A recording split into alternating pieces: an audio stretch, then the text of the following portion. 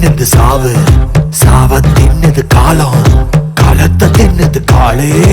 இதுதான் மகாபசி.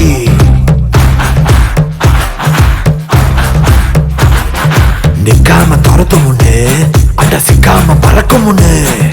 மாட்டிட்டா இது செத்துச்சு, மாட்டாட்டி பசியில அது செத்துச்சு. ஒரு ஜீவனுக்கு இங்கே பசி வந்தா, ஒரு ஜீவன் நிச்சயம் பலி